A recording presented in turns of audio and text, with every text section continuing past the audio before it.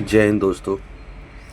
ये क्वेश्चन है प्रतिशत का। ठीक है, क्वेश्चन क्या है, यदि एक वस्तु को 500 रुपये में खरीदी गई, मतलब 500 में खरीदा गया, ठीक है, और उसे 400 रुपये में बेच दिया गया, तो हानि प्रतिशत क्या है। ठीक है, हमें हानि प्रतिशत निकालना है, ना कि हानि निकालना है। ठीक है, तो सॉल्व करते हैं इस क्वेश्चन को।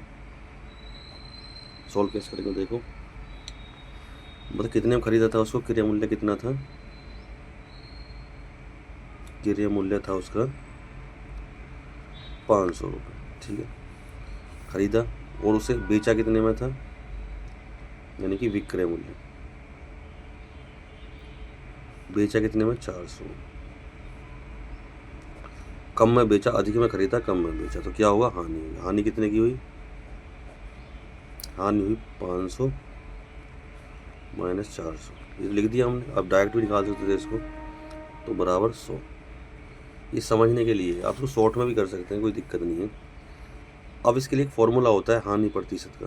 हानि प्रतिशत बराबर हानि गुना 100 बटे क्रय मूल्य। ठीक है, अब जिसकी जहाँ वैल्यू वो लिख दो। हानि प्रतिशत हमको पता है, नहीं पता है, निकालना है। ठीक है, तो हानि प्रतिशत को ऐसे लिख देंगे। उसके बाद हानि कितने की हुई, 100 रुपये की, तो यहाँ लिख देंगे 100 मल्टीप्लाई 100, ये है ही है, अपॉन क्रय मूल्य कितना था हमारा, 500 रुपये, ये वाला। ठीक है, तो नीचे 500 कर दो, 100 पंजे 5 काट दिया, 5 से 20 बार कटेगा ये। ठीक है, तो हानि प्रतिशत कितना हो गया हमारा,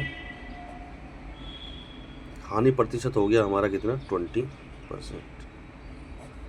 ठीक है, देख लो क्वेश्चन समझ में नहीं आया हो तो समझा देंगे दोबारा, कमेंट करना, अगर नहीं समझ में आ रहा तो मुझे बताना दोबारा, मैं दोबारा समझाऊंगा इस क्वेश्चन को पक्का। ठीक है, मैथ को जितना प्रैक्टिस करोगे ना उतना ही आएगा।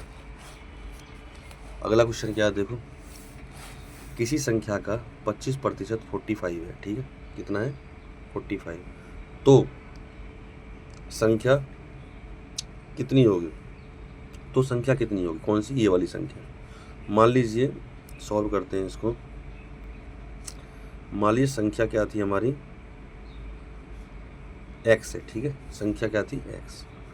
इसने बोला संख्या का 25%, तो संख्या x थी, x का 25%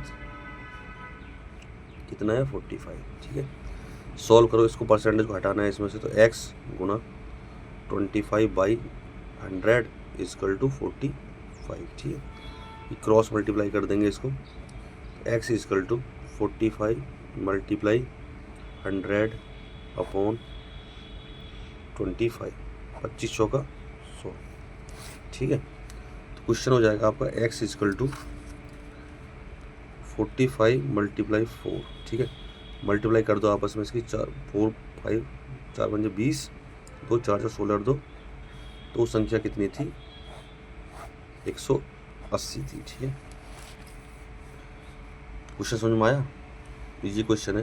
प्रैक्टिस करो इसकी, प्रैक्टिस जितनी करोगे ना, क्वेश्चन आपको मैं करूँ सॉल्व कर दें, कोई दिक्कत नहीं है क्वेश्चन सॉल्व करने में, कोई बड़ा वो नहीं है। देखो छोटा क्वेश्चन, इसलिए हम छोटे क्वेश्चन कर रहे हैं अभी, ताकि छोटे क्वेश्चन के अंदर बड़े क्वेश्चन आप ऑटोमेटिक समझ में आएंगे आपको। सॉल्व करते हैं इसको। देखो क्वेश्चन है 60 का 20% कितना होगा, 20%, ये क्वेश्चन है इसका। ठीक है, तो बराबर 60 गुना 20%, को हटाने के लिए 100 से भाग कर दिया, एक जीरो कट गया, एक जीरो कट गया। ठीक है, 2 कट गया, तो 6 मल्टीप्लाई 2 इजकल टू 12।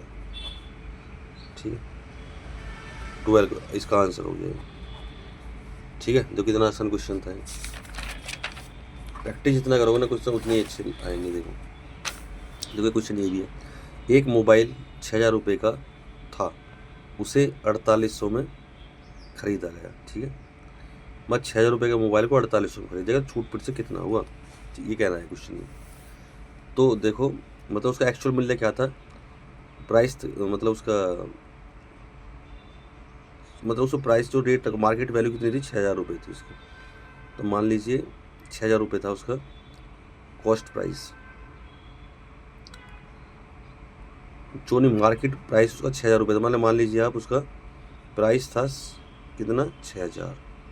ठीक है।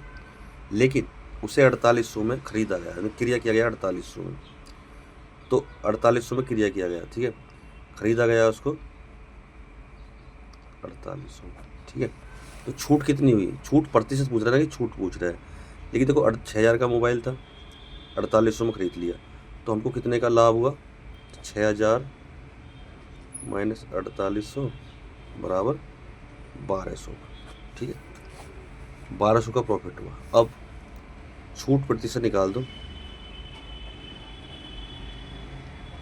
छूट कितनी मिली हमको, 1200, 100 बटे एक्चुअल मूल्य क्या था उसका, 6000 था, ठीक है, 6000 था, 1 2 1 2 1 1 10 बचा है, 6 दूनी 12, तो 20, तो छूट प्रतिशत कितना हो गया, 2 गुना 10 बराबर 20, ये इसका आंसर है। देखा भाई, 6000 मूल्य था उसका, 4800 में उसने खरीद लिया, तो 1200 की छूट मिली उसको, 1200 को हमने छूट प्रतिशत निकाल दिया, 1200 बटे 6000 मल्टीप्लाई 100 और इसको काट दिया आपस में, तो ये 20 बचा, ठीक है। अगला क्वेश्चन देखो, 5वां क्वेश्चन क्या है। क्वेश्चन, यदि किसी संख्या का 10% 25 है तो संख्या कितनी होगी, ठीक है। देखो क्वेश्चन है, कैसे सॉल्व करेंगे इसको। किसी संख्या का मतलब माना संख्या कितनी है, x, ठीक है, संख्या का, तो संख्या का 10% बराबर 25 है, तो x गुणा 10 बटे 100 बराबर 25, ठीक है, ये आ गया। अब इसको सॉल्व कर दो, x गुणा 10 बटे 25, तो इसकी मल्टीप्लाई कर देंगे इसको, ठीक है, तो कितना हो जाएगा, x गुणा 10 बराबर 100 गुणा 25, ये आ गया। x बराबर कितना होगा, 100 गुणा 25 बटे 10, 0 कट गया, तो x बराबर कितना हो गया, 10 गुणा 25, x बराबर हो गया 250, ठीक है, ये इसका आंसर हो गया। देखो इसको एक्सप्लेन इसलिए ज़्यादा किया जा रहा है क्योंकि आप इसको फर्स्ट टाइम करेंगे, थोड़ा एक्सप्लेन करके करें इसको, जब आप इसको प्रैक्टिस में आ जाएगा ना तो आप इसको शॉर्ट में भी कर देंगे, यहीं पे ये थोड़े से स्पेस में क्वेश्चन सॉल्व हो जाएगा ये, ठीक है ना। नेक्स्ट क्वेश्चन क्या कह रहा है, 6वां क्वेश्चन, 5% का दशमलव रूप क्या है, मतलब दशमलव में इसको करना है, परसेंटेज को दशमलव में करना है। तो जब देखो आपको पता है, जब परसेंटेज को हटाते हैं सिंबल को तो क्या करते हैं, 100 से भाग के आता है 5/100, ठीक है, 5 में 100 का भाग लगा दो, तो 5 में 100 का भाग कितना होगा, देखो 0.05 होगा, तो आप इसको भाग करेंगे ना, इतना ही आएगा 0.05, करके देख लीजिए आप, ये खुद इसको खुद करना आप सॉल्व, ये इसका आंसर है, ठीक है। दोस्तों बताइए इसमें कुछ किसी को डाउट है ना तो मुझे कमेंट बॉक्स में कमेंट करने के बाद, मैं चाहता हूँ ये पूरी सीरीज को उस पर कराना, बोर्ड पे कराऊँ या कॉपी पे कराऊँ, लेकिन पूरा ये समझाना चाहता हूँ इस तरीके से क्वेश्चंस को, आपके दिमाग से निकलेगा ही नहीं। एक बार आप अपने लॉन्ग टर्म अपना लिया ना, शॉर्ट टर्म तो आप ऑटोमेटिक सॉल्व कर देंगे इस क्वेश्चन, ठीक है दोस्तों, जय हिंद।